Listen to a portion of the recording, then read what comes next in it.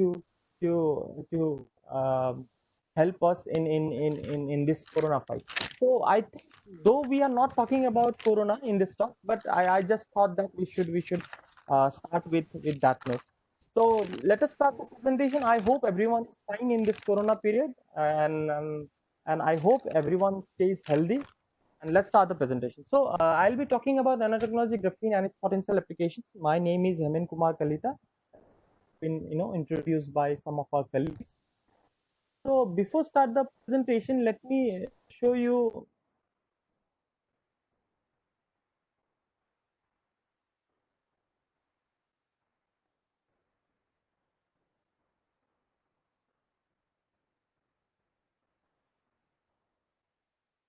Okay, second slide. Let me tell you which is very important for the BSc students if anyone wants to pursue the career in research and higher studies. So let me tell you about my journey. Maybe you people might also want to know about how you can go for after BSc and MSc. So from 2003 to 2006, I have done my BSc from Vivero College, and in 2006 after that, for 6 months, I was a guest faculty in Vivero College. Then I joined as a GRF in a project, international project, which is known as CBM collaboration from July 2009 to December 2009. Then I joined IIT Bombay as a junior research fellow, as a PhD student. That means in 2010, and I completed my PhD in 2016 January. From January 2016 to July 2016, I was a research associate in the same department, Department of Physics, IIT Bombay. I joined Gauhati University in July 2016 as an assistant professor in the Department of Physics. So now let us move from this human, what we have right now in and around us.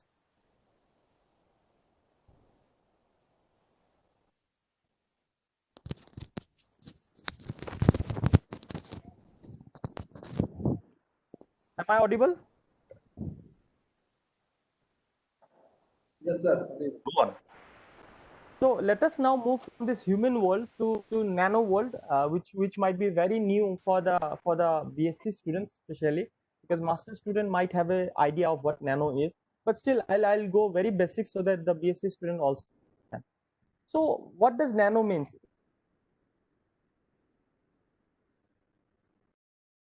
The actual meaning of the word nano in Greek is dwarf. In mathematical terms, nano is nothing but 10 to the power minus 9 meter. But if you say somebody 10 to the power minus 9 meter, then it's very difficult to visualize it.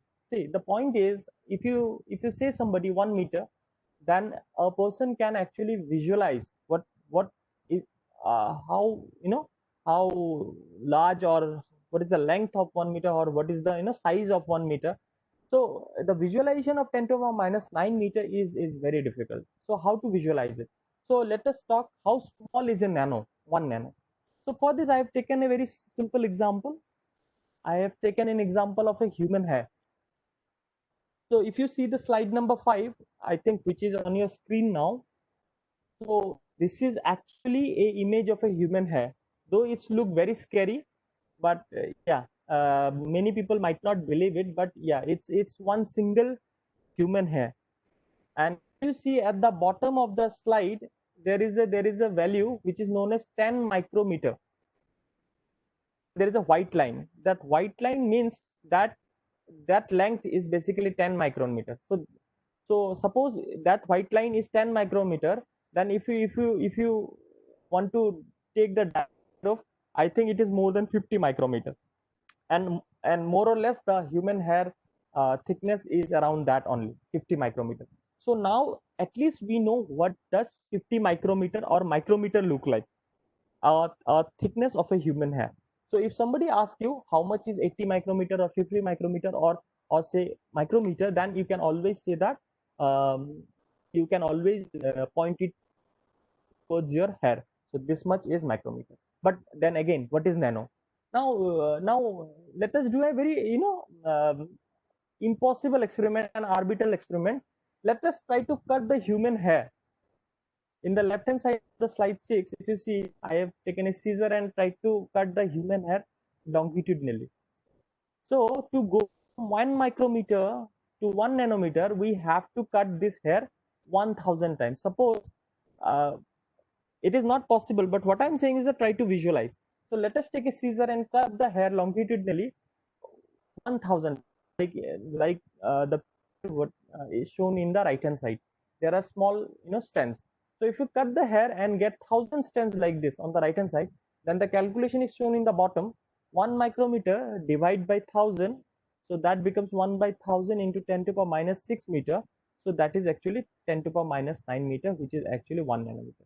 So that means in simple language, if we cut the human hair 1000 times longitudinally, then that single strand of that 1000 pieces is actually 1 nanometer. See, that is the difficult, the what you call nanometer scale. It's very difficult to visualize, and the other thing is that you need specialized instrument to actually see those kind of structures whose sizes are in the nanometer range, because in normal optical microscope what we have, you cannot see a nanometer size object. I will talk about that in maybe coming slides, how you can visualize that image. You see slide number 7, we can actually divide our world into different worlds. In macro, on the left hand side, that is our what we call world. In So there are scales you can understand. So if a person height is 6 foot, understand what is 6 foot. Then in micro range, you can, as I have already given an example of human hair, then bacteria also falls in that category. So you can understand human hair and other micro ranges properties, material range. And then there is the world which we will be talking about, is the nano world, where the sizes of the particles lies in the range of nanometer. And there are examples like carbon nanotube, fullerenes, which is also known as buckyball, and then DNA also falls under this nanometer. I think if this picture uh, uh, right now some people draw it this picture, then maybe corona also will come in that picture in the nano range, because corona size, the coronavirus size is actually in the range of 80 nanometer or 100 nanometer. So 80 to 120, it's in between that. So that means covid 2 virus also falls in this nano range. So we can actually divide our world into macro, micro, and nano range. Now, somebody might ask me then, what's so special about nano? See, the point is, in macro world we have everything. Then why? What is the point of going to nano? What is the most uh, driving thing, or what is the most exciting thing that is pulling towards nano world? Now there are many examples. There are ton of examples. It will take hours and hours of classes to take all the examples. I will just take one example, a very popular example. I think everyone, many of you know this example, but still. So in this slide number 8, if you see on the left hand side, that is a piece of gold.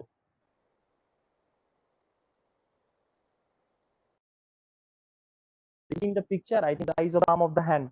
So that means it is maybe 5 to 6 inches size of that gold piece. Now, if you break that 5-inch or 10-inch size gold into half, like 2-inch gold size, whether the color of the gold will change? No. The answer is no. It will remain gold.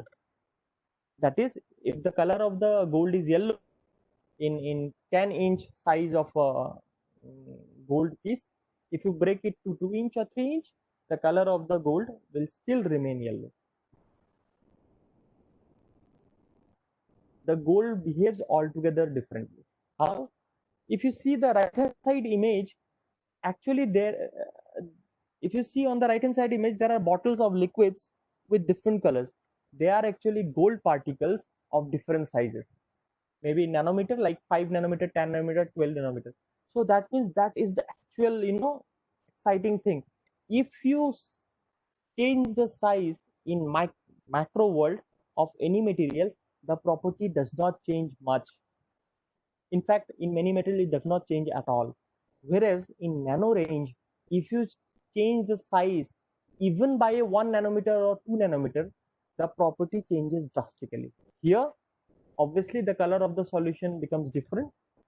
In other cases, other property uh, might also change.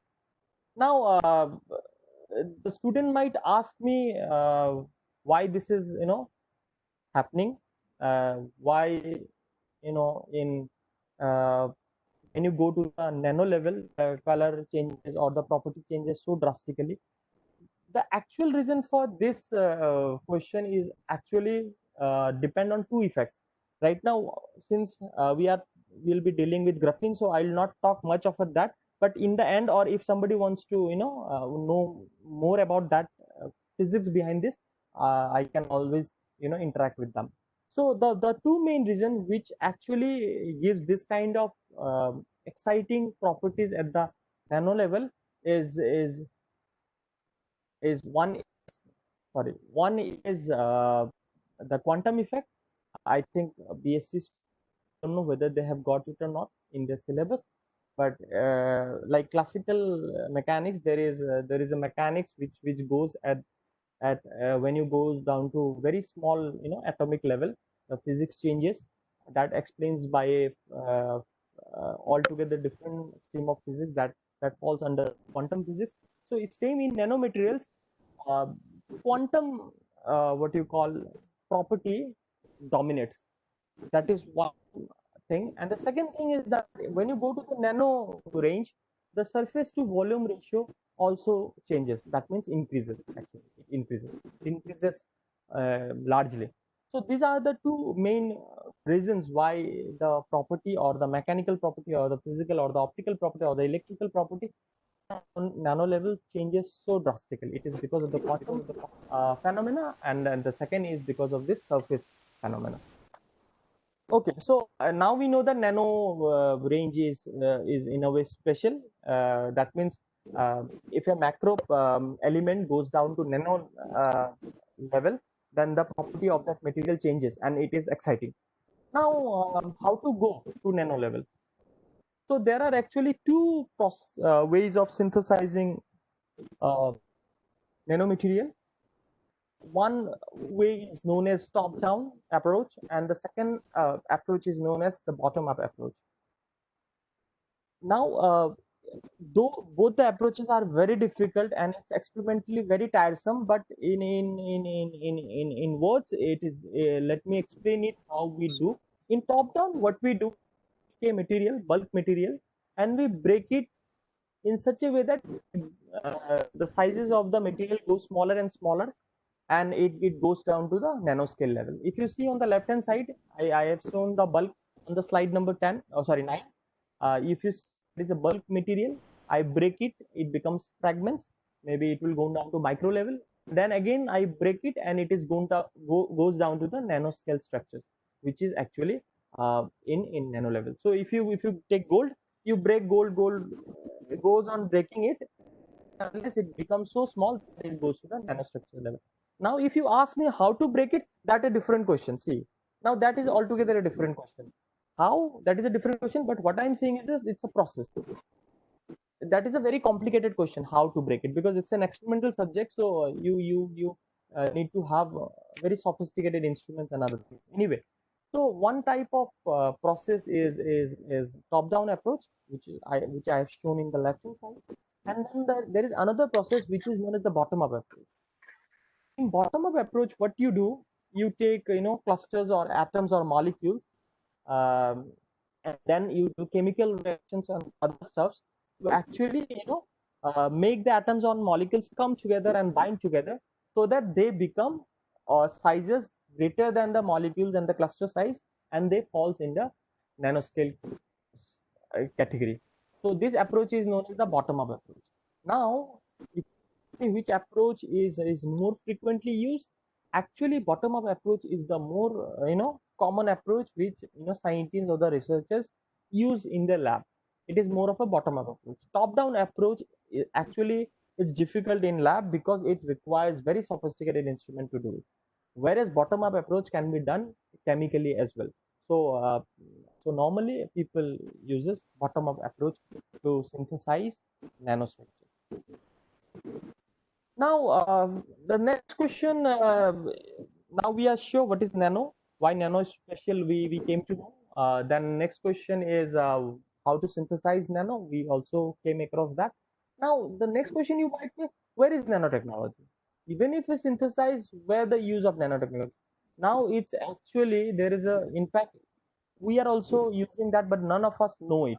Actually, the use of nanotechnology is everywhere, in your mobile, in your TV, in your sunscreen, in your health, in your equipments, everywhere there is nanotechnology. I've shown some picture in slide number 11.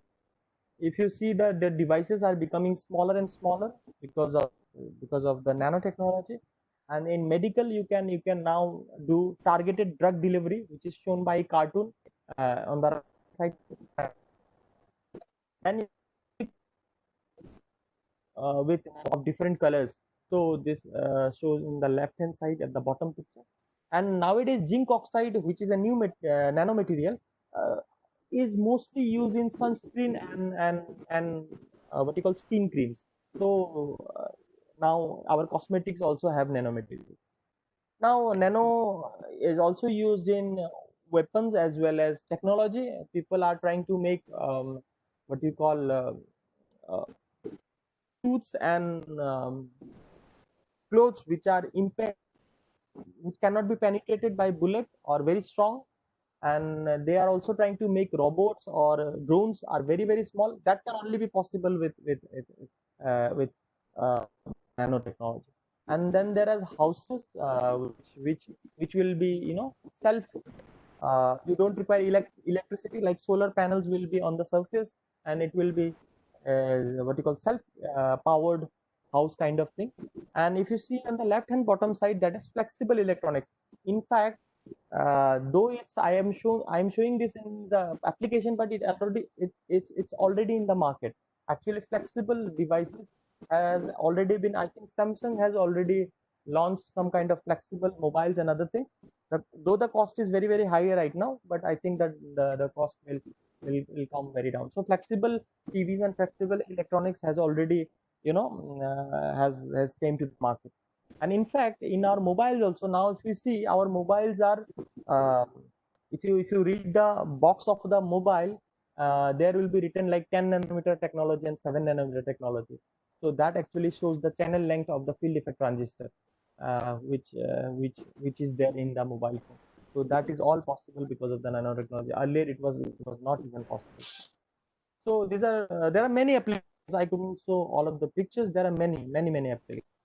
Obviously, since many applications are there, there are many nanomaterials. You can list thousands of them, from carbon nanotube to silicon nanoparticle to iron nanoparticle to zinc oxide to silicon dioxide to aluminum oxide. So there are tons and hundreds of nanomaterial. But since the list goes on, so I will not talk all of them. I will be only concentrating on graphene, which is one of the nanomaterial, uh, which is been very famous in present years. So let us talk about graphene, since in many of the student might heard about graphene for the first time.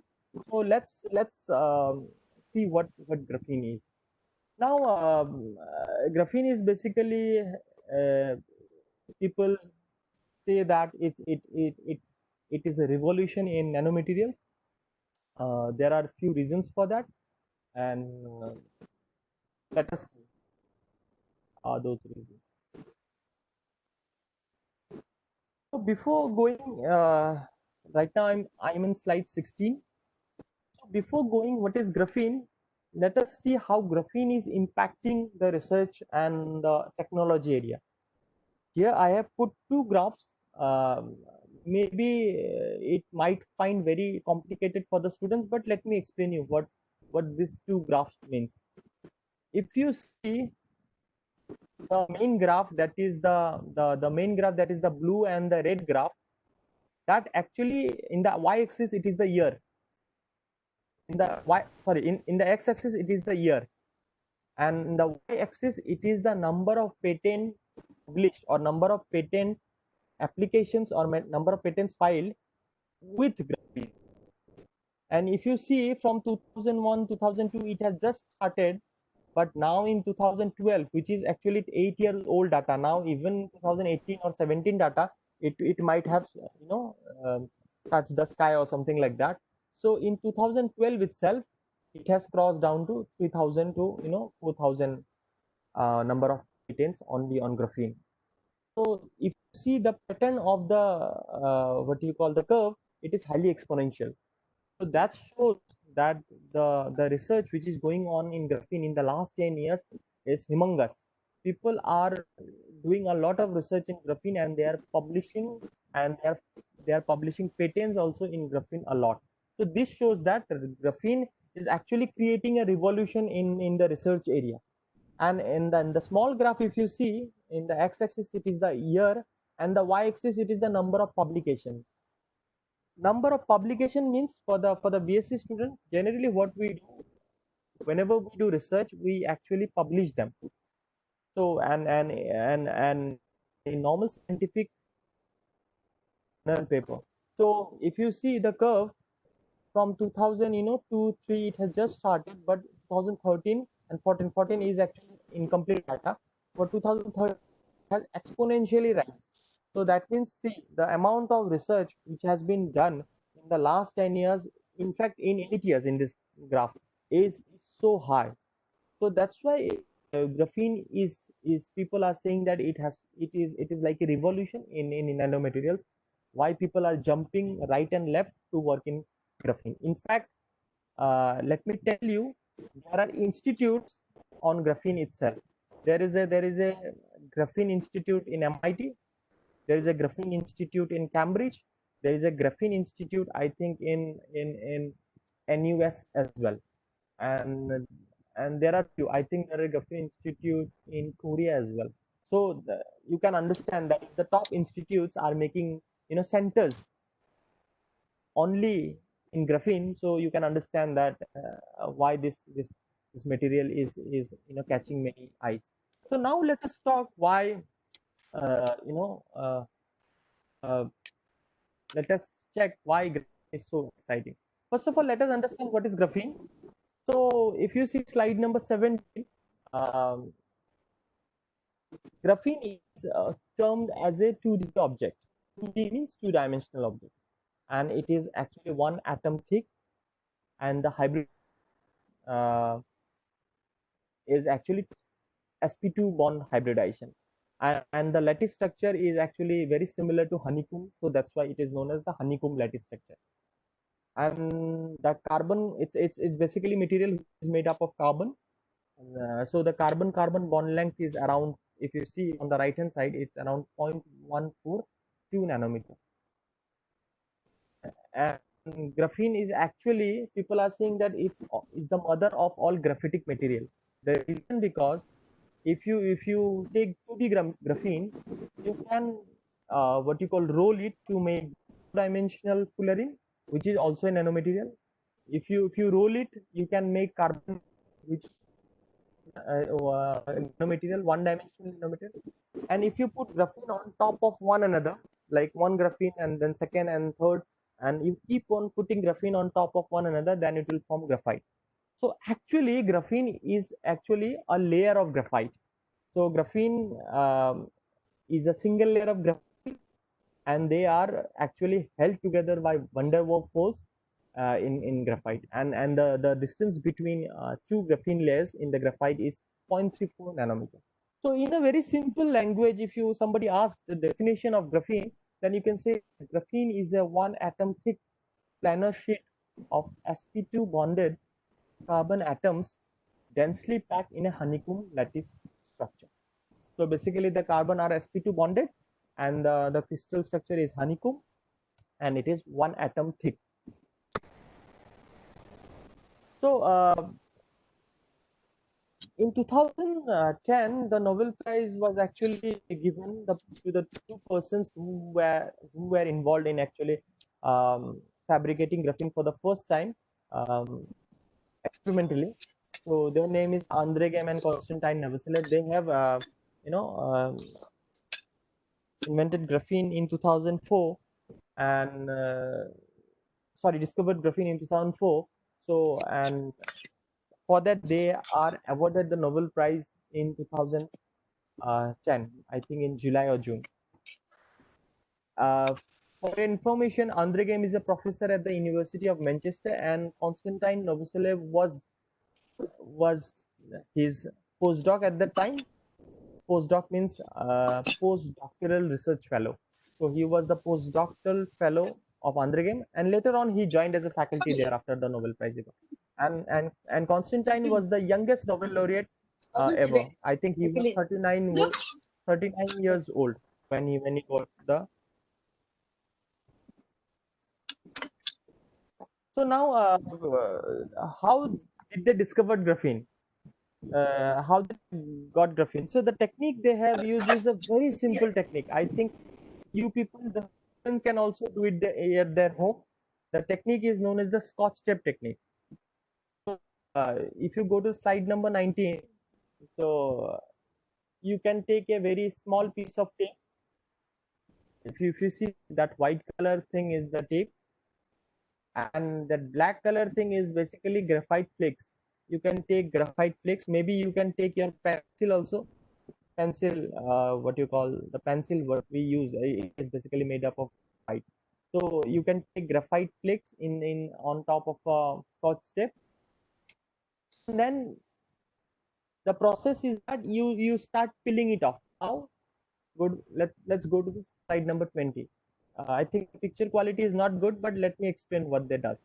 So you put graphite flake on the what you call Scotch tape, and then you start what you call peeling off the graphite flake by using this Scotch tape.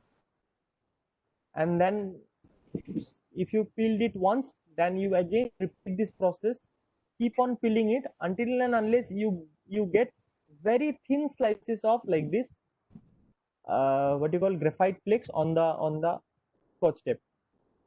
So when you get very thin slices of graphite flake, then what you can do, you can take one piece of graphite flake, very thin piece of graphite on that Scotch tape, on the from that Scotch tape, and then you put it in on a substrate.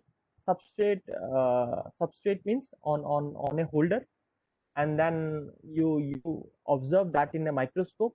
Then you can see a single layer graphene. See this image. If you see the bottom image of the slide number 20, the violet color image is actually the optical microscope of graphene. Uh, the problem is that there might be 2 layer or 3 layer of graphite as well, but we have to look for the single layer. How to get that is a specialized technique. Once who are expert in doing that, they can understand which one is single layer and which one is multi-layer. But for the time being, just take my words that from the optical image, you can observe single layer from this uh, thin graphite flake which you observed. So on the right hand side, if you see, this is a AFM image. AFM means atomic force microscope. This is actually a technique, very sophisticated technique to do the analysis. So you can see the graphene image on the bottom right hand side. So in this way, we can actually get a single layer of graphene. In fact, you can do the similar thing in your home as well. What you can do, you can take a Scotch tape, you can take a graphite flake and put the graphite flake on the Scotch tape, and you start keep you know uh, peeling the graphite until and unless you get very thin slice of graphite from that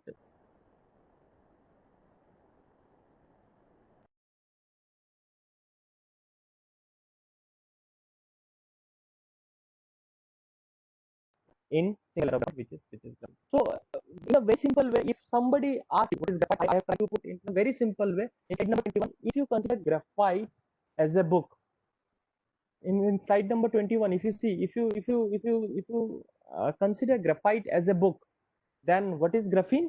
Graphene is nothing but the single page of that book. I think now the students can understand if somebody asks them what is graphene. So in a very simple and layman language, if the book is a graphite, then the single page of that book is nothing but graphene. So now we can say that we are now um, knowledgeable at what graphene is.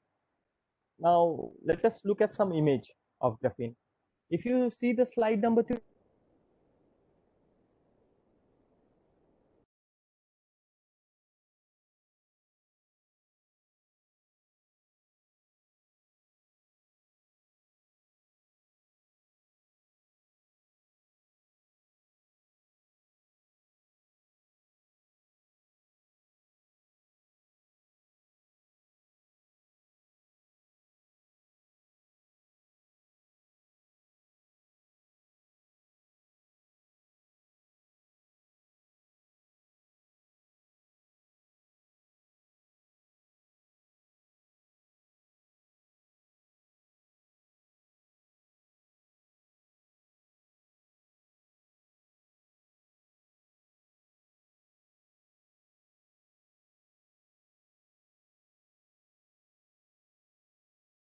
slide number 22, that green color patch, into one sheet, you see, if you zoom into one of the sheet, then you can actually see the carbon-carbon lattice and the bond structure, that is a honeycomb structure on the right hand side. It is a very nice and beautiful image of graphene at very high resolution. So you can observe the honeycomb structure of graphene. Now graphene is similar to if you compare with that with a bed sheet, then graphene also has very similar property with a bed sheet. Like, you know, graphene also shows wrinkles. It shows folding property. It shows overlapping. That means two graphene sheets might also overlap with one another. And at the bottom, if you see, it's a large area of graphene sheet. It's a very large area of graphene sheet. In that image, if you see the brown color, that brown color things which look like brick is nothing but graphene, and the yellow background, that is the yellow, that is the crack, that is not crack, that is actually the background. So what you can think, yellow as the base and the brown color thing at the top, and the brown color thing are nothing but those are different sizes of graphene sheet which we have fabricated. This is actually a real image, but we have given the color in Photoshop. It is a false color because we don't have brown or yellow color. It is just to make the picture beautiful. So now I hope people, the students understand what graphene is and um, how it looks like. One question you might think that what is the size actually? What is the size of this graphene sheet? This actually you can vary. Picture, the size, particularly in this picture, the size of the graphene sheet is around 1 to 2 micron. If you see the thickness, now you can also produce graphene of higher sizes and very smaller sizes also. So that you can vary depending on the technique on which you are using. So now obviously no, Andre Game and Konstantin Novoselov has not got what you call Nobel Prize for just scotch tape method, because by taking a tape and getting the flakes out of a tape, nobody will give them, you know, Nobel Prize. So that means the material which they have discovered might have some property which earlier no materials might have shown. And what is that? Let's look one by one. Graphene has many exciting properties, and see. Let us see one by one what are those properties. So, property of graphene is it has very high carrier mobility. Uh, Now, to explain this, there are few terms which I have to use, which might be very difficult for the BSc student. But let me explain in a very simple way. Now, graphene is a 2D material, like our hand, you know, like our palm. It's a 2D material, and since it's a 2D material, if an electron is moving on the surface, is actually not facing any kind of scattering phenomena. That means graphene actually has a ballistic transport. Ballistic transport means uh, from going from one point to another, it doesn't scatter.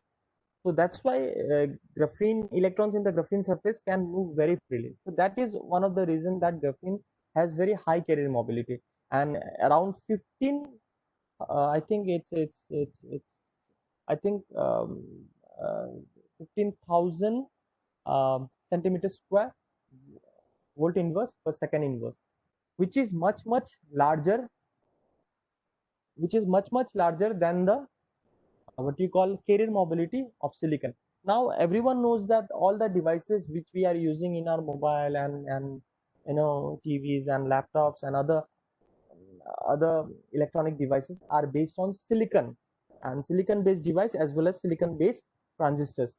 Now if graphene has a mobility much larger than the silicon, then people are trying to replace trying to replace silicon with graphene. Though there are some challenges, I will not talk about that. That is in more technical terms. But just remember one thing: since silicon has a graphene has a very high carrier mobility as compared to silicon, so people are trying to make graphene transistors devices so that they can replace silicon. So this is one exciting property, that is electronic property. Look at another property which is highly transparent. Now very exciting that graphene is actually transparent, and it is transparent. It is basically 92 to 93% transparent, in fact 98 also, sometimes 97% kind of thing in the graphene sheet. Rest everything passes through the graphene sheet. So this is a very unique material. None of the materials have this property. There are few materials which were there earlier, which is known as FTO and ITO, but FTO, that is fluorine tin oxide, and indium tin oxide, are earlier materials which are transparent as well as conducting, but they are very expensive and they are very rare. Whereas graphene is not rare because it's carbon, it's available, and it is very cheap also. So in that way, it is, and the transparency is much higher than FTO and ITO. So this is the second excellent property, that is highly transparent. Apart from the first one, that is it's highly conducting. The third property is that it has a very high thermal conductivity. Uh, then in fact it has high thermal conductivity than copper. If you see slide number 26 on the left hand side, we have I think people know what is copper. Copper is mainly used in electrical circuits and other things. And on the right hand side, we have just tried to show a sheet which is made up of graphene. So it has very high thermal conductivity, and the value of thermal conductivity is around 123 W per meter per Kelvin. So it's very it's more it's much higher than the copper. So the first is it's high mobility. Second, it's the transparency is very high. The third is thermal conductivity is very high. And the fourth, which is very surprising for a nanomaterial, that it is stronger than the steel. So this is just a presentation of elephant sitting on the net. So this is just to show that how if the net is made up of graphene, and it can also hold graphene, which is just, I'm exaggerating the point, but it is absolutely experimentally true that graphene is 200 times stronger than the steel. Steel is supposed to be the most strongest material, and graphene is found to be 200 times stronger than the steel, and it has also very high mechanical strength, which is around uh, 0.5 T Pascal, which is very high. So if you see, it has high conductivity, it has high transparency, it has high thermal conductivity, and it is very strong as well. In fact, there are more property also. Since these are the main four properties I have shown, but there are few more uh, properties which you can observe in graphene. So if you sum all the nanomaterials, I think graphene is the only nanomaterials among all the nanomaterials which have property, so much variety of property and so much exciting property as compared to other nanomaterials. So that's why this material is people are finding it to be very exciting, because people from different backgrounds. Somebody is working in mechanical, somebody is working in electrical, somebody is working in optical, somebody is working in maybe strength. So everyone is actually using um, this uh, this graphene material for their uh, application. So it has a variety of applications. There are different ways of synthesizing graphene. So here I have shown in slide number 28, I have shown only three main ways of synthesizing graphene. That is the micromechanical exfoliation, that is the second one is the chemical vapor deposition, and the third method is the chemical synthesis. There are few other methods also which are there, but these three are the most used what you call uh, uh, method for synthesizing graphene. And among these three methods, chemical synthesis is the most used method by the researcher all over the world. The reason because it is the method is cheap, it's cost effective, also it can be done with a very less expensive instruments. So now since we have talked about nanotechnology a little bit, then we have talked about basics of graphene without not talking much into the other things. Then we have talked about different ways of synthesis, and now there are let us talk about the applications of graphene. Now, since let us suppose that you are able to fabricate graphene, but what you will do with graphene? Now, graphene is actually having different applications ranging from environmental, sensors, energy, electronics, health, and many more actually. So it has wide variety of applications. The reason because um, the reason because uh, the properties of graphene are actually it suits to different fields. So that's why graphene has wide variety of applications ranging from energy to environment to to health to electronics and many more and sensors. So it will be impossible to talk many applications. Today I will be touching into two applications and very recent research which we have done in our lab in that two applications. So, before going into the application, let me tell you a few detailed things that in slide number 31, that graphene actually can be found in different forms. So,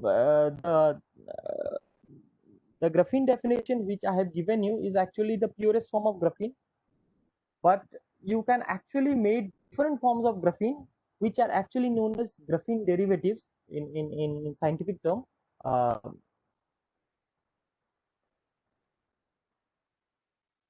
you can actually use it for different. So in different forms of graphene, one form is graphene quantum dot, and the one form is graphene oxide, and one form of graphene is graphene paper. So maybe if somebody wants why uh, how to synthesize these different forms of graphene or what are the applications individually, we can talk it later on. But let me just finish the uh, topic, and then uh, um, talk. Maybe you can uh, reach me out for more insight into the graphene oxide and graphene quantum dot and graphene paper. Now, since there are different derivative of graphene, so that means the application area of graphene becomes even larger. So if graphene having application of 5 fields, now one graphene having 5 derivatives will have different. So the applications of graphene will be even larger. So if we can actually change graphene, which is known as the surface tailoring of graphene, we can actually change the conductivity of graphene. We can actually also functionalize the graphene. We can also change the surface charge of the graphene from negative to positive, positive to negative. And if you see the potential application of graphene of three derivatives. There is humidity sensing, there is chemical sensing.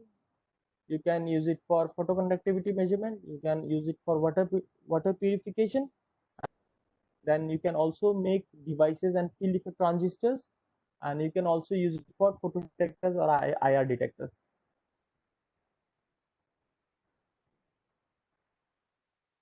So all said and done, let us now jump to the first application of graphene, what uh, we will be discussing today. The first application is sensors and environmental application.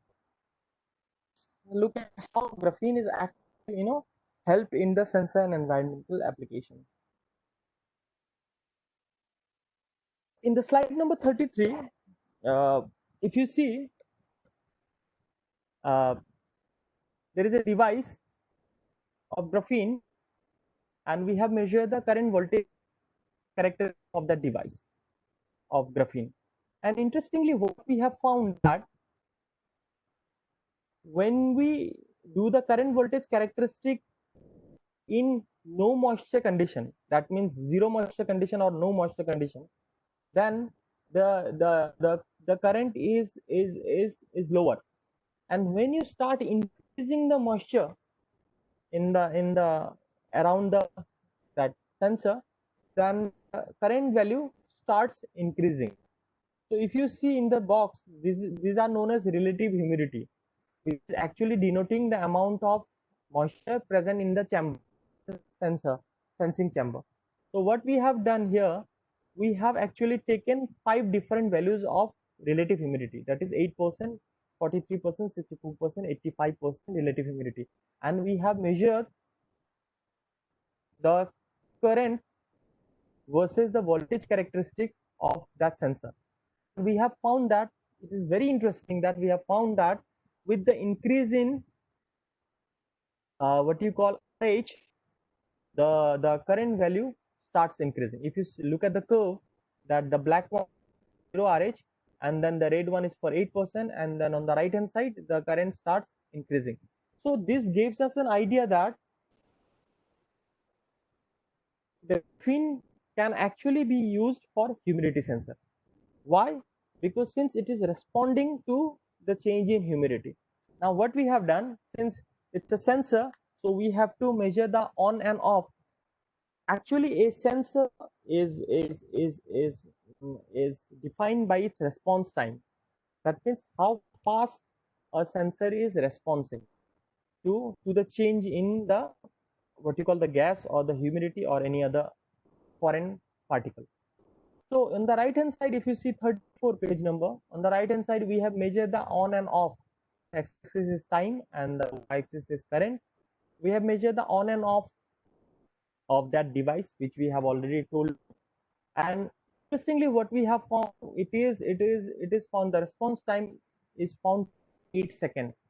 And let me tell you, at that time when this work was done a few years back, at that time this was the fastest humidity sensor reported, 8 seconds. I think other people's were in minute. This was the fastest we have able to detect uh, humidity in 8 seconds. So we are able to successfully fabricate a humidity sensor. Now, yeah, is a good humidity sensor. Then can we use it for a soil moisture sensor? Because in agriculture field, this measuring of soil moisture is very important for cultivation and other stuffs. Maybe agriculture experts can comment more on that, but as far as I know, this measuring the moisture of that soil at timely, uh, at the correct time of the year, or regularly in the field is very important, and that too very cheap, in a very cheap way.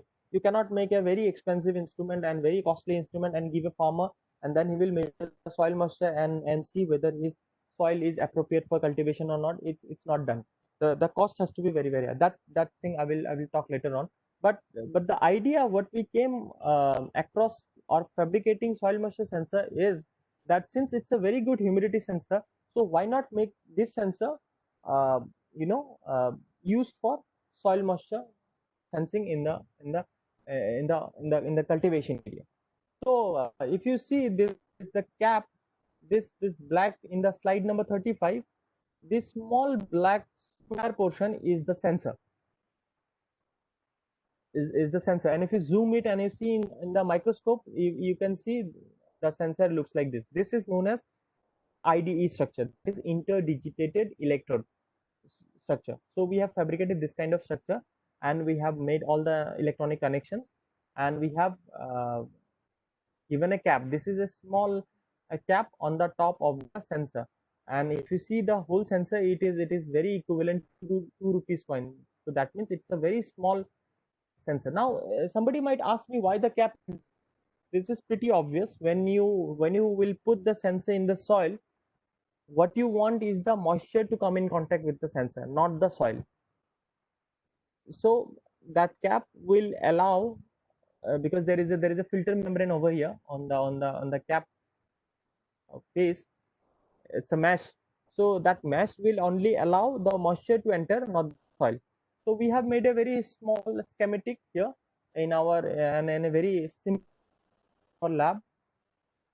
uh, we have a soil mold in which we have taken a and in that we have kept the sensor, and then we have measured the current voltage characteristics as earlier. And surprisingly, what we have observed, if you see the slide number 36, uh, this is we are testing at electronics lab with our sensor is only this one, this white. If you see this white net portion in the slide numbers, that is only our sensor. The rest is electronic, that is not in our sensor circuitry. It is basically, that is only just used to test the sensor with the what you call electronic circuitry. And interestingly, what we have done, when we blow the with our because our mouth carries air molecules. So if you see on the in the instrument panel, if you see there's a spike, there's a spike uh, coming in the instrumental panel, which shows that when you blow the sensor uh, uh, with our mouth, the air molecules come and touches the sensor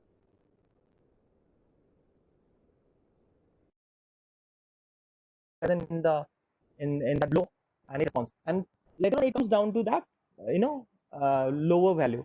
Whenever again you blow it, it again goes up and again comes down.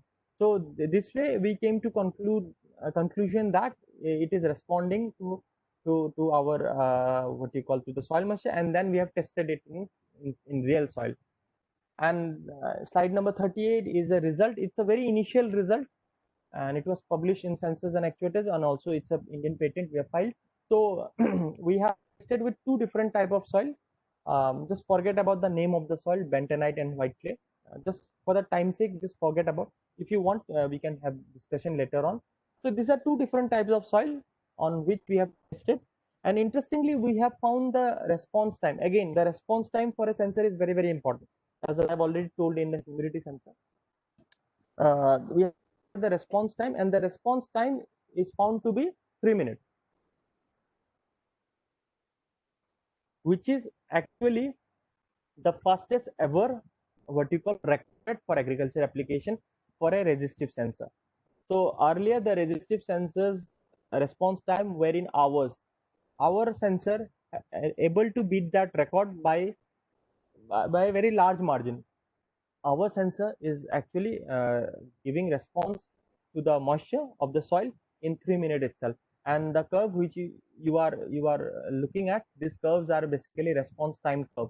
That is the on and off. On and off means when the moisture is sensor is exposed to moisture. So this work is basically patented, and it is published in a Sensors and Actuator journal. Now this is one type of sensor. one type of soil moisture sensor, but in actual soil there are many problems.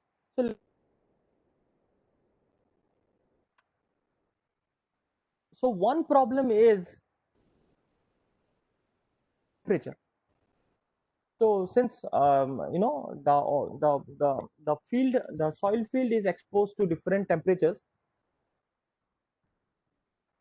so that means the field will have different temperature throughout the. That is one problem. And the second problem is the soil does not only have moisture, it also have different minerals, different salts, and different components. Now, does our sensor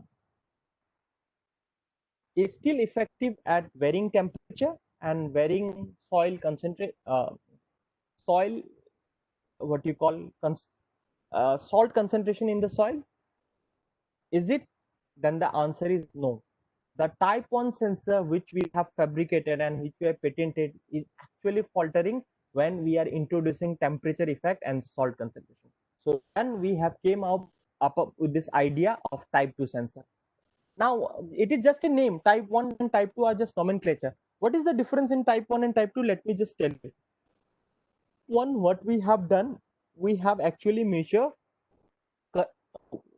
current versus voltage. That means what you are measuring is resistance versus voltage. So that means it is termed as a resistive sensor. Now in the resistive sensor problem is that it is also responsive towards ion, because ion also changes the resistivity of the sensor. So that's why for a resistive sensor, temperature um, dependent and the salt concentration dependent uh, problems are there. Type 1 sensor, our type 1 sensor has that two demerit when there is a temperature variation and when there is a salt concentration variation in a soil. Until unless your temperature is fixed and your salt concentration is fixed, your sensor is perfectly fine, the type 1. But in actual field, it will not be the case. The temperature will vary, the concentration will vary of the soil. So that's why we have came up with this idea of type 2 sensor. In type 2, if you see the picture, it is almost same. In the net is there, the packaging and the everything is there. But instead of measuring the resistance, what we are measuring the capacitance. Interestingly, graphene also has a capacity property. Now in sensor, in this type, this is a different form of graphene. Earlier type 1 is a different form of graphene. So in the type 2, what we have measured in this graphene, we have tried to measure capacitance, and we have surprised by the result. In temperature also it doesn't vary the value. And if you see the picture at the bottom right, even if you introduce different salts in the, what you call, in the soil, it is highly selective to moisture. So that means that two problems which were faced by the type 1 and type 2 are actually solved in this type 2 soil moisture sensor. So this is published in 2008 Sensors and Actuator Journal. This work is also patented. Now recently we have fabricated another type of sensor which is known as type 3.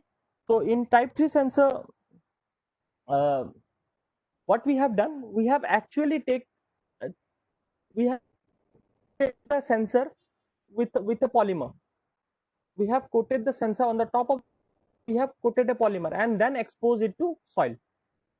Now interesting thing we have observed, when there is a coat of a polymer on the top of the sensor, polymer means it's some kind of a cover, it's like a cover covering the sensor. When you sensor with something, we observe that it is not responsive to towards soil moisture or towards humidity. So that means we know that passivation plays a very vital role in moisture sensor. This work is very recently published. In fact, it's published, it will come online in September. This work is published in a very high impact factor journal which is known as Carbon, and this work is also patented. So we are able to observe, we are able to show that when you passivate the sensor, then the sensor does not respond towards moisture. So it actually proves the first claim what we have made, that sensor, the graphene is actually responsive towards the moisture and nothing else which is actually contributing to the sensing property. It is the graphene which is actually responsive. So this work, type 3 moisture, actually proves um, that thing, that if you passivate the sensor, it will not respond. Interestingly, this work recently, this type 3 work is carried by is will come in a research highlight very soon. And this work and the earlier work type 2 was actually cited by Hindustan Times paper last year, in as a very potential, sensor for agriculture application. In Hindustan Times, they have cited this work. Okay, so now we are in progress for type 4 sensor. If you are observing type 1, type 2, type 3 sensor, it is actually measuring the sensing property or measuring the moisture at only one point. Suppose you take the sensor and you dip it 4 centimeter beneath the soil. So that means it is measuring the soil moisture at 4 centimeter itself. It is not measure, it cannot measure at 1 centimeter, it cannot measure at 10 centimeter. So we are actually came up with idea that this is a very recent work and it's in progress, and I think we have already we have already filed the patent, but the publication is in line. So so this is actually what we have done. We have a different form of graphene here. If you see slide number 42, this is a vertical form of a packaging, and this goes down from top to bottom, is goes down, and there are sensors array. There will be sensors array from top to bottom, like 1 2 3 4 5 6 7. You can make as many as numbers of sensors, and you can cover from top to the bottom. Like if you make a 10 centimeter tall array sensor, then you can measure from from the from the top of the ground to the 10 centimeter beneath of the ground. So this work is also, it's in progress right now, but we have patented this work, and we are going to publish this work very soon. So this is the first application what we have shown for the application. So if we summarize the application, so the slide number 43 is the summary of the application. The summary is graphene as a humidity sensor shows very fast response time, around I think 8 seconds. Uh, the second point is graphene is a candidate for soil moisture sensor. What we have seen, this kind of sensor with high accuracy and speed can be a boon to the field of agriculture technology. The third point is that the resistive soil moisture sensor, that is the type 1 sensor, shows a response time of 3 minutes, which is the fastest ever recorded for a soil moisture sensor. So we have 3 minutes for two different type of soil, bentonite and white clay. For type 2 sensor, we have solved the problem of the temperature and the ionic conductivity of the soil. And for the type 3, we have actually showed that passivation plays a vital role in sensor. So the summary of the first application what we have shown, that is the environmental monitoring and sensors. So the second application, which time I have left? Okay, you can go on, please, sir. No problem. So yeah. So for the students, the second application what I'll be covering, this is the second application for graphene. There are many. So since I told that I will be only covering two applications. So second application is very exciting. In fact, it is more exciting than the first also, and it has real implication to our, real life things. So water purification application. So I think many of the students will love to work in this field, water purification, and it is a very hot topic right now, because there is very scarcity, about 0.00, I think 3% of the water only in the world is drinkable. Rest all is not drinkable. uh, More of the water are salinated water. In fact, how to make the sea water into drinkable water is a very hot topic right now, which is known as desalination. The student might try to a little bit read on this, and uh, and get a fair idea how if he or she might interested in this field, they might continue doing that. So let us coming back to what we have done with this water purification application. So we have recently done a research work on water purification, which is actually published in a very reputed water journal, Environmental Science, in 2020, and we have also already patented this. uh, we have also file this patent, and I think it will be granted very soon because all the process have been completed. So what we have actually done in this work now, how water pollution is so dangerous. Let me let me tell the students with this slide. Now there are actually many what you call water pollutants. There is bacteria, there is dyes and textile pollutants, there is toxic elements and contaminants in the water, there is oil spill which is very famous in oceans, there is oil spill here now and then, we always hear that in news. There is pesticide agriculture waste which is used in agriculture. Then the last problem, which is very common problem, is sewage. Now these all problems which like in this slide I'm showing 6 problems. These all problems are actually contributing to the polluting of our water, and which in a way is affecting our health, because many people does not have an access to good what you call the uh, good quality water, as well as they don't have an access to good quality filter, and nowadays the filters are also very expensive. So that means this is a very grim, there is a very grim problem, this is a very grim problem as far as the society is concerned. In fact in Guwahati, if I tell you the number, have already been drained out, there is no water underneath.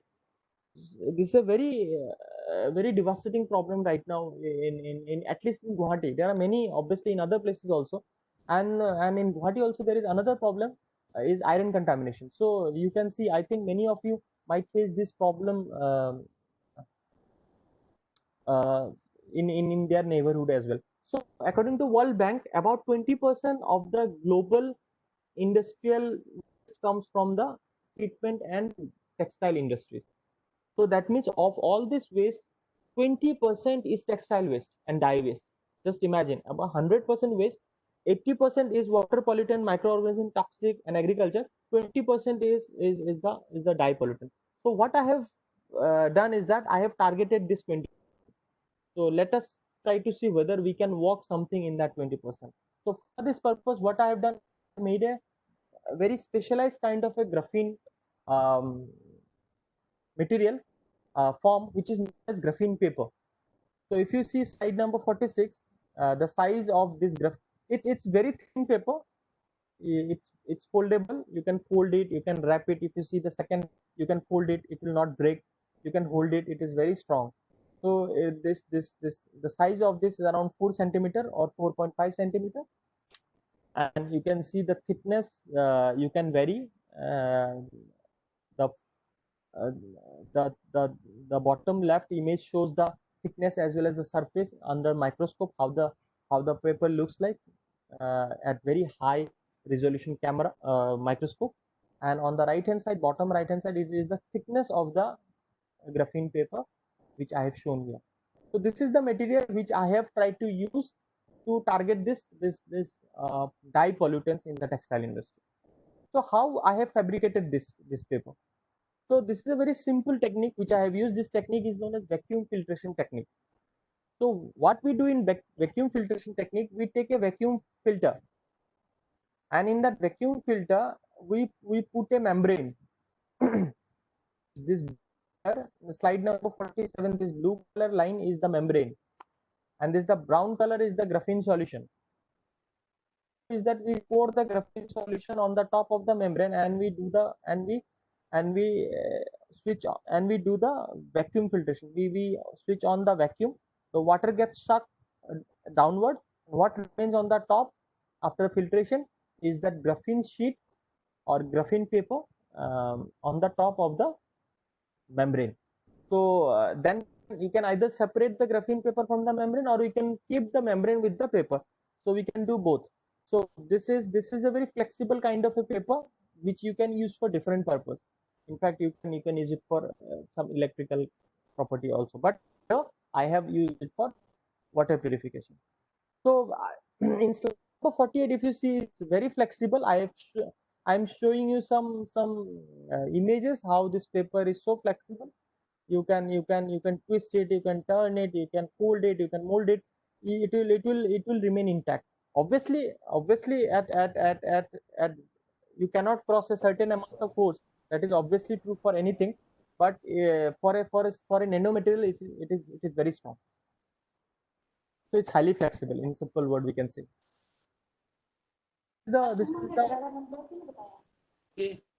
This is the slide which shows what is this work. So what I have done, I have actually taken two different class of die. Class of dies I have taken, which are known as cationic die and anionic die.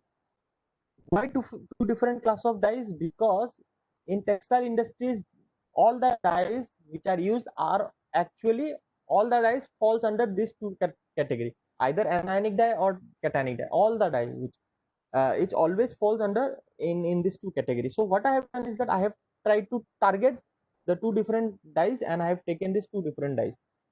What I have done, I have tried to filter the cationic die once. If you see, this blue becomes white, filtered out. And I have tried to filter the orange, it is again filtered out. But mind you, let me tell you, this blue dye has been filtered out with a graphene paper A, and this orange is filtered with a graphene paper B.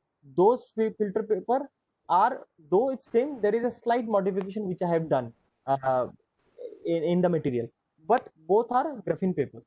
So this blue is also get filtered out, this orange is also filtered out. Now people might ask that if we mix them and then filter out, we have also shown that we have mixed them and then filtered out, and we see that this again filtering. Now for our particular for that particular paper, people might ask how much dye you are filtering out. So for that, we have actually taken different amount of dye, which is notified in ppm, that is parts per million. This is a unit to calculate the amount of dye. So we have taken different amount of dye, that is 20 ppm, 15 ppm, 10 ppm, and also anionic dye 20 ppm, 15 ppm, 10 ppm. So and we have seen that this 10 ppm is completely filtered out with the paper which we have fabricated. So that means if somebody asks it what you will do for 20 ppm, then the question is pretty obvious. We have to make the paper thicker a little bit, then it will can filter out the 20 ppm. It basically, this data shows the amount of dye which we are filtering out, that is 20 ppm cationic and 20 ppm anionic we can filter out. Now now since the question arises that if we change the thickness, that's what I told in the last slide, that if you change the thickness, then the amount of dye it can filter out varies. So that's what we have showed here in the top in the slide number, I think this is in the slide number 50. If you see in the slide number 50, if you change the thickness of the paper, then even if you use same amount of dye, then the filtration rate is different. For this, if you see, for the last one, for 15 mg per ml, the is fully filtered out, whereas for 5 mg per ml, the dye is not completely filtered out. This shows that the paper, the filtration of the dye with the paper is actually thickness dependent. And for anionic also the same. For 30 milligram per ml, it filters out all. For 7 milligram per ml, it filters out all. On the right hand side, these are some curves which are known as UV visible curves. For the BSc student, it will be very difficult. These are actually curves to see how much amount of dye are present in the solution. You just remember this, that this is a characterization which is done to measure the amount of dye in the water. So, and on the left hand side, if you see, this is the removal rate, that is the retention, how much dye, maximum dye we are able to filter out from the geo paper. So if you see the summary and conclusion of work in slide number 51, we are able to produce fast and considerable adsorption of graphene paper can be regarded as a potential adsorbent for dye removal and treatment process.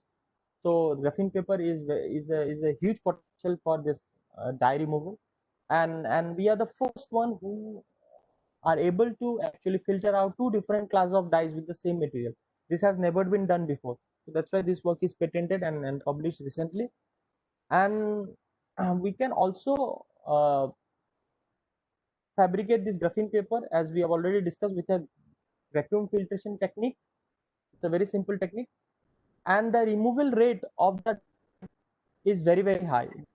Reported of these dyes separately are very less, but we have recorded both class of dyes with the same material with such a accuracy, 99.8% for the cationic dye and 99.5% on the what you call the anionic dye.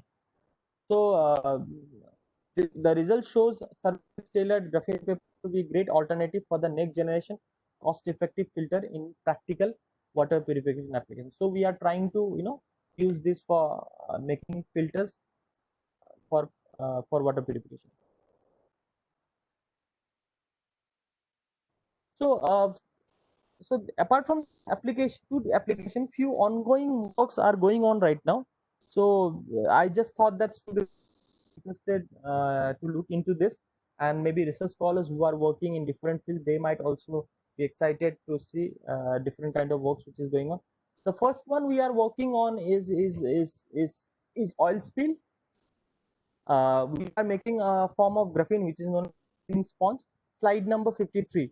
So in what we are doing, if you see in the beaker, we have poured oil, and then the sponge, we have poured the sponge on the oil. The later on the oil is gone. So if we can actually make this kind of sponge in larger uh, what you call scale, then it can actually be used on the real practical application of this oil spill, which is a real problem in oceans and this uh, what you call seashores, which oil spill are creating havoc. So and the cost of the the materials are very high. So this graphene can be a very good option for this oil spill. So we are exploring this as well. Second one, we are also trying to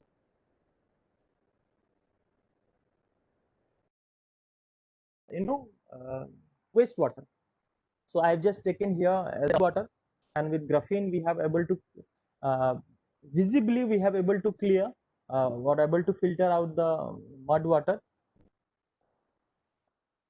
uh, in with the graphene paper. And slide number 55. Interestingly, we have also done a biological experiment with the graphene paper, and we are able to filter bacteria with the graphene paper. Though this work is not expanded in a way because it requires biological, but this shows that graphene paper also has a what you call the biological aspect as well. Another work, graphene, we are fabricating graphene ink. Uh, Graphene ink for kind of flexible electronics. If you see slide number 56, this is basically ink which we have wrote in a paper. And if you see, we have multimeter, we have seen this is a highly conducting. So in future we are planning, which will be making circuits and components in electrical circuits. So that is our plan, to make a highly conducting graphene ink in future. Obviously that we can always print in a flexible substrate.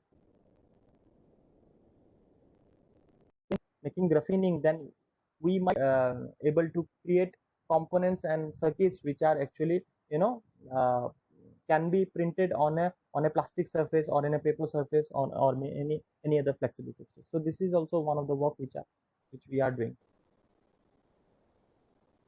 Many future scopes, but I am just trying to put very few for the students or for the master students or for the research students who are actually exciting to work in this area. They might look into the few of this fields. The scope actually in the work which I have already shown as an application. First of all, large scale synthesis uh, with different method can be explored. Till now, very few methods, in fact, no method, no cheap method has been actually uh, gone on to make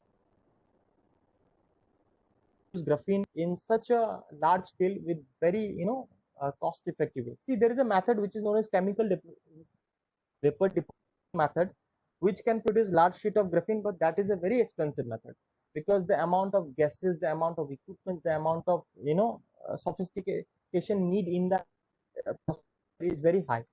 But if you can somehow synthesize large, what you call graphene with large scale with a very cost effective method that can be patented, that real application. So this is one of the future scope which fabricating graphene in large scale. But cost effective is the word which is hidden here. It has to be cost effective. The second point is that the sensors which we have not tried for on field testing. That means right now we have not right now we are just in the research prototype. We have not tested in the on field. Maybe one sensor we have tried, the type 1 sensor we have tried in the Bangalore field, but that is also a very uh, that is not what you call marketed sensor. It is just for the research purpose. So on field testing can be done and prototype can be made for these sensors, and maybe people can make other derivatives of graphene which will be very good resistive and capacitive based sensors, as I have uh, uh, shown here. Maybe they can also get very high response time and more excellent properties as compared to as we have shown. Good high humidity sensor, it's a very good soil moisture sensor, and people are also making it to a very good chemical sensors as well. So people can also explore this chemical sensing property of graphene. It's a very very nice what you call an exploring field. People can try to work on that to make toxic and hazardous sensors, and really it has a long range application, and if anybody wants to explore this field, I think this is also one of the fields he or she can explore. And the next one is all-in-one filter. Right now people are making filters of different what you call pollutants, like dyes. Some are making oil spills, some are making metal, some are making bacteria, but none of the filters, very cost effective filters, is like can filter all the pollutants, eh, what you call uh, right away. So this all-in-one filter is a very big scope. In fact, 2 3 pollutants together uh, uh, uh, can also be used. And the another option is since graphene, as I've already told you, can be used for flexible electronics. It has also been shown application in photo detectors and and other what you call IR detectors as well. And the last point which I would like to mention is that similar to graphene, there are other 2D materials which are right now at very what you call, people are exploring like anything. There are other two materials like MOS2, WS2, silicon phosphorine like graphene. They are also having very similar kind of uh, um exciting properties. So people can also work in that 2D materials. I think you can also get this in my website. These are the book chapters. So this you can also look into the Google Scholar if you want, and if you have any queries or any to collaborate or something, you can always write to me. Right? So this is my research group, site number 63. So so we right now I have a PhD student and MTech student, and at the bottom um, we have the master students who have already worked in our lab. So I have a collaboration with IIT Bombay, IIT Indore, IIT Patna, and IIT Madras. These are the collaborative institutes which I am working on with. There are 5 right now projects which are going on in our lab. One is UGC BSR startup grant, and the second one is the Early Career Research Award by DST SCRB. The third one is the STEC project, and the fourth one is the project given by the host institution, and the fifth one is another R&D project by STEC.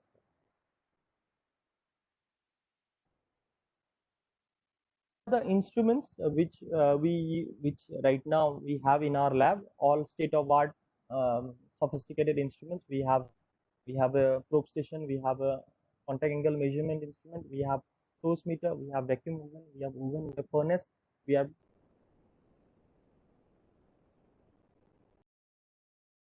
necessity for synthesizing.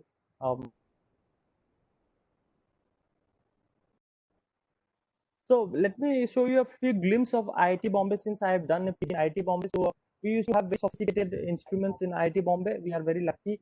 So if this is the scanning electron microscope, I used to operate that when I was a PhD student there. I also used to operate the transmission electron microscope on the top right hand side. Then we have very sophisticated lab as well. In the bottom right hand, we are also very lucky to work in clean room. At that time, it was the only clean room in India. Right now, I don't know, maybe other institute might have, but at that time, IIT Bombay was only having a very clean room facility, very sophisticated clean room facility. So for the BSc students, let me tell you the tree. If you are interested in research, so after BSc, you can either pursue MSc, MS, or MTech. Mainly BSc cannot pursue MTech. They have to either do MSc, and maybe after MSc you can pursue MTech. That can be one thing. And after that, you can go for PhD if you are interested in research. But mind you, in India, for PhD, it is better that if you have any national level exam cleared like GATE, JEST, or NET, then there will be no problem for fellowship while working toward PhD. So with these few words, I would like to thank you, and thank you all for your kind attention. Thank you. Thank you, Dr. Hemen Kalita. Hemen Kumar Kalita, for your nice presentation. You have touched from very basic to the most recent and advanced applications, and as well as your enlightened lecture will be beneficial for all the BSc and postgraduate students, as well as the research scholars as a whole, and those person who are, thinking of choosing fields in nanotechnology. Thank you for your presentation once again. So now the interaction session, but before that, I want to hear from Liladhar Chauhan. He is the host. Actually, how much time is left for us? And interaction session we have in our agenda.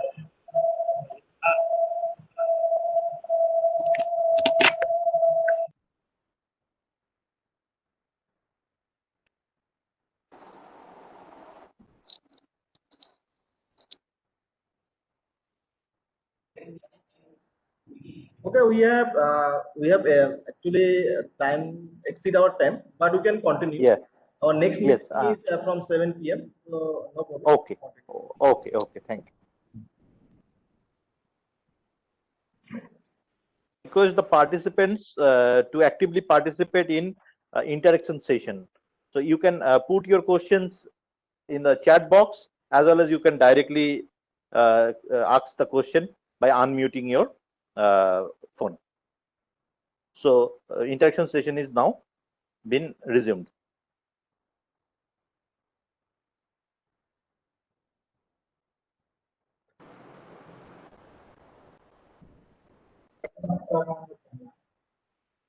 Hello.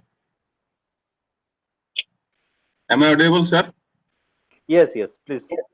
Good evening to all. First of all, I'd like to thank you, Hemen Kalita sir, for giving us a wonderful presentation on recent research on graphene. So, sir, my first question is that you have used graphene membrane for removing dye and other pollutant in water.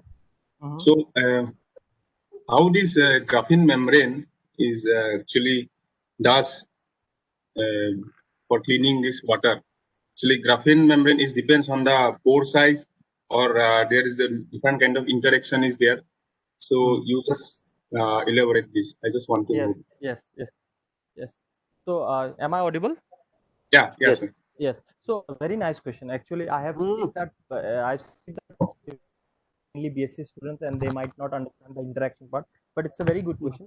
And our the publication has actually been accepted with the explanation which we have given. Actually, since the graphene membrane, in fact, what we have done is that we have named it as graphene paper. So graphene paper, first we have thought that it's might have some pore, and earlier we thought that it is mainly adsorption phenomena. That means at the top something gets stuck and water gets filtered out. But it is later on we came to know that it's not the phenomena what we are observing. There are actually two phenomena which is mainly dominating. One is first the pore selection, that is the pore size selection, and the second phenomena which is the main dominating phenomena more than the pore is the is the interaction. See the pore, it is we have calculated the pore size experimentally, but with a secondary tool we have filtered out different kind of particles, and from them we have just gauged the pore size of the membrane paper, and the pore size is coming around 7 nanometer. Now interestingly, the dyes are less than the pore size. So Okay. that means if, when we are pouring the dye, it should go to the membrane, Right. but it is not passing to the membrane. So that means it is not the pore size which is actually playing the role in the filtering process. It is actually the charge in the paper and the charge of the what you call the molecule. They are actually playing the role of the filtration.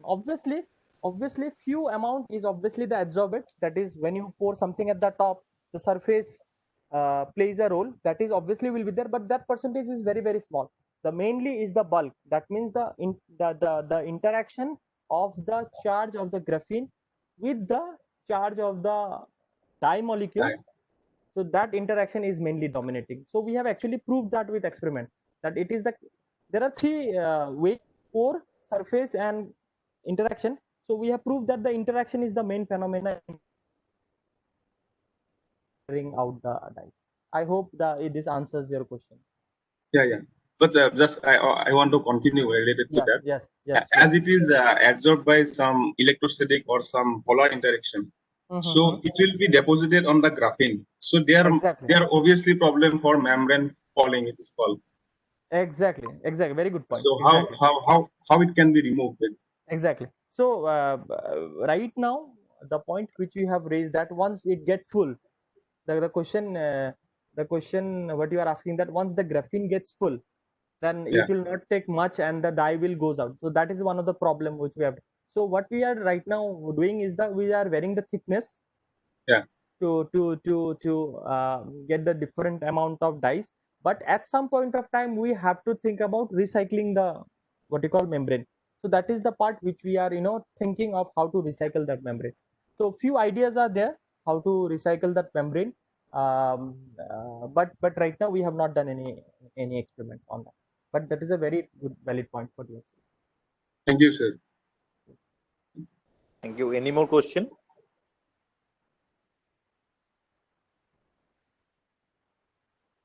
Hello. Hello, sir.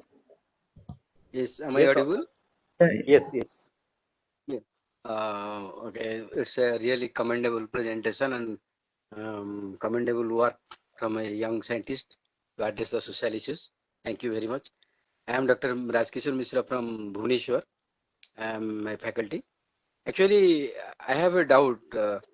Graphene, once you are using as a very good conductor for measuring resistance, which is very sensitive to humidity. And at the same time, you are using it as a capacitor, which demands very high insulating behavior. Yes. Right. So Yes. how really you modify the same thing as a conductor as well as an insulator? Very Yes. diametrical opposite. Yeah. I'm thankful to you that you have heard the talk. It's very nice to meet you. So the question what you have is a very valid question. The point which I have not shared here is the two graphene are different actually. The first the resistive sensor what we have used is not actually graphene. It is one form of graphene which is known as graphene quantum dot. So which is Oh, I see. actually which is actually semiconductor material. And then in the type 2 we have actually used graphene, which is actually an insulator kind of material. So those two materials are different, because since students will not be able to gauge the two difference, so that's why I have skipped it. But I think Okay. you understand. Actually, I mean, how you convert it? I mean, Vasamdar, your graphene Yes. is available in graphene oxide form generally, is it? Am I Uh, correct? uh, we actually can fabricate different forms, but the GQD, that is the graphene quantum dot fabrication part, is actually totally different from the graphene oxide fabrication part. These two are two different methods. So from graphene oxide, Okay. it's not fabricated graphene quantum dot. Graphene quantum dot is actually fabricated from graphite and from CNTs, and its method is altogether different. Whereas graphene oxide is oxidized version of graphite, which is a chemical method. So it's totally different. But in one case we have also fabricated GQD from graphene oxide, but that we have not anywhere right now. Okay. Okay then. Thank you. Thank you very much. Yeah. Thank you. Thank you. Okay, thank you. I think it's a very long presentation and a nice presentation actually. I'm sorry So about once that. I couldn't keep the track of the time. no, it's okay, very fine. And you have, I mean, covered a first topic, from the very basic part to the application part. So, and it's since its application needs technology. So, if you go on in that, it will take one more lecture. One more Yes, lecture will yes. not be sufficient, I think. Yeah, So, because instrument, yeah, I think instrument, there are many instruments which student might know, but it's very yeah. difficult in a 1 hour presentation to tell many things. Yes, they have probably don't the BSc students don't have heard about same scanning Yeah, electron microscope, AFS. So what are their yes? So it's exactly. very difficult, but it's a very nice presentation because you have started from very basic and goes to the higher topic. So once again, thank you, Dr. Hemen Kumar Das. Now, if there is no more question, we can go for the vote of thanks. Is there any question? Maybe one question we can take because it's already 6 past 30. So, I'm a former student of Kokrada Government Yeah. College. Sir. Go on, please. Good Yes. evening, sir. My question is simple, sir. Graphene is an invention or a discovery? Basically, it's a discovery. uh, the point is, invention is not the right word to be used. Actually, it has been discovered. Actually, it was been in market from 1960 or 1950. But people know that this kind of material is there, but they are not able to fabricate it what you call experimentally.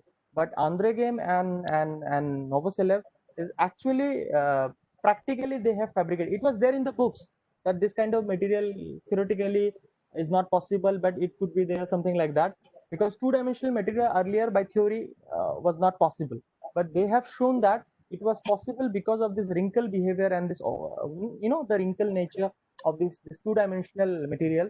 Because of that only it is possible in the two-dimensional what you call in the two-dimensional way. So they are the first one who actually extracted it, but there are earlier knowledge that it was there. So they are not the first one who have actually coined the term. Okay. Thank you, sir. Yeah, thank you. Okay. Thank you. Thank you all. Now, yeah. Anybody left? Yes, sir. One Anybody? question. Okay. Go on, please. Yes. Sir, good evening, sir. Hi, hello. Hello. Yeah, Sir, hi. Yes, Yeah, please ask your question. Very brief.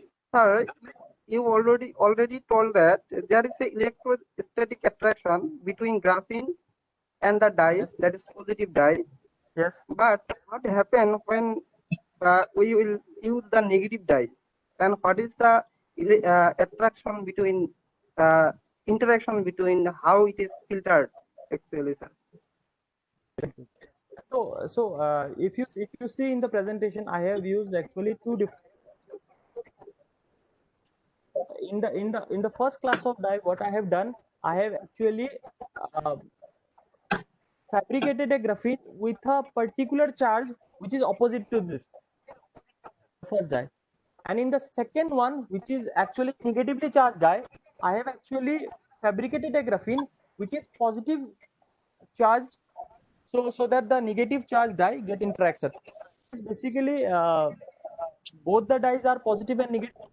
Fabricated graphene in such a way that the charge of the graphene in a way is different. So that's why this interaction is there. Thank you, sir. So the last agenda for today's webinar is vote of thanks. Now I would request Mr. Dipankar Basak, Assistant Professor from our department, to give the formal vote of thanks.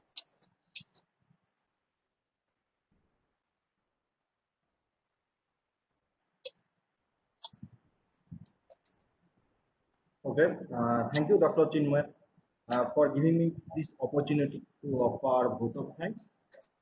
So, respected Principal Madam, Dr. Bonavina Brahma, Mrs. Anjali Bosumatari, Coordinator of IQC and Head of the Department of Physics, Honorable Resource Person, and our esteemed participants.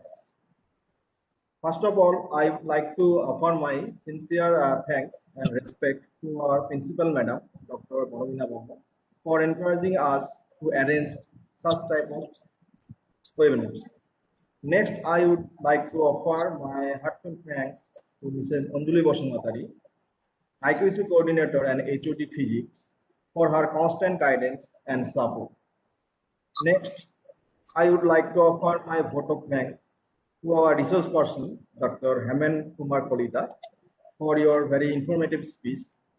Sorry, your informative speech enlightened us in many aspects, especially the students. We have came to know very new things about graphene. Thank you, sir, once again. Next, I would like to offer my vote of thanks to all the participants who have joined from various parts of India, also from outside of India, whose presence make this webinar a successful one. Then I would like to offer my vote of thanks to Mr. Leeladar Chauhan, Assistant Professor, Department of Physics, and Mr. Subhankar Shah, again Assistant Professor, Department of Physics, for their support, technical support, and constant cooperation. That's last but not the least, I would like to offer my vote of thanks to Dr. Chinmay Bhattacharjee, Associate Professor, Department of Physics, for his successful moderation of this program. So with this, I conclude my vote of thanks. Thank you all. Over to Dr. Chinmay. So, Madam Anjali, Madam, now we just it is the formal announcement from you is required to end this webinar. Anjali, Madam, are you there? Yes. So we have today a wonderful session by Dr. Hemen Kalita. It was really a nice lecture, and we have come to know about developments and the research going on in nanoscience, especially in graphenes. So I'm very much thankful to him, and we welcome him. We welcome you, Dr. Kalita, to our college. Sometimes you please visit to our college. And with these few words, I declare today's session. Yes. And the session comes to an end. Thank you all.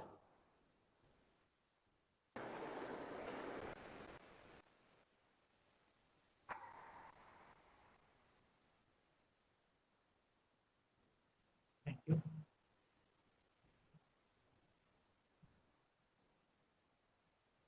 Thank you, Hemen sir. Thank you.